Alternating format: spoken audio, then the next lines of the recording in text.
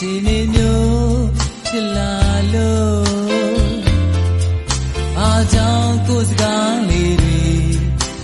နဲ့တွေ့လိုက်တိုင်းမိကိုရှိုးမူပေါ်ပြန်ရောက်သွားလေတငယ်ချင်းကပြောတယ်သူမျက်နှာလုံးတမ်းမိုးထားရ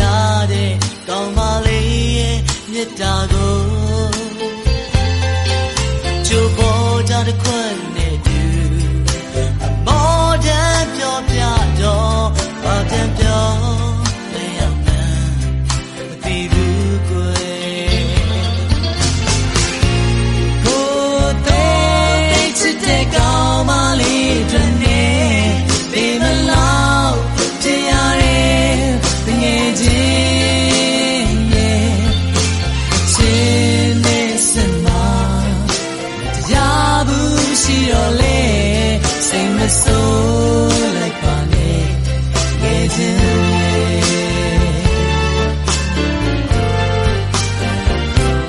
ပြန်ချစ်ဖို့ချစ်ဖို့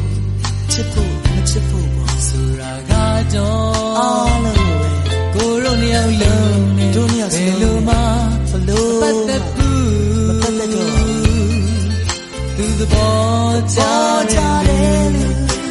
ရွေးလိုက်မယ်ခင်မင်းတော့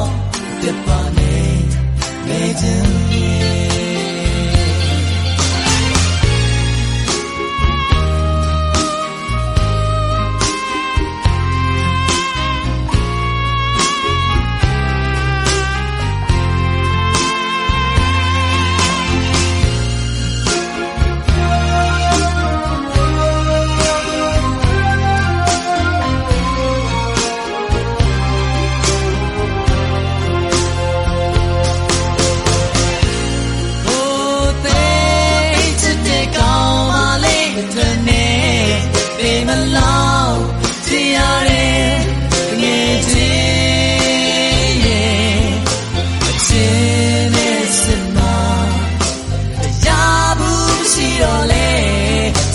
ဆို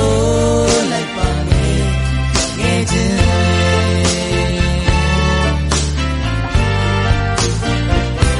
ပြန်ချစ်ဖို့မချစ်ဖို့ဆိုတာကတော့ကိုယ်တို့နှစ်ယောက်လုံးနဲ့ဘယ်လိုမှအပတ်သက်ဘူးသူသဘောကျတယ်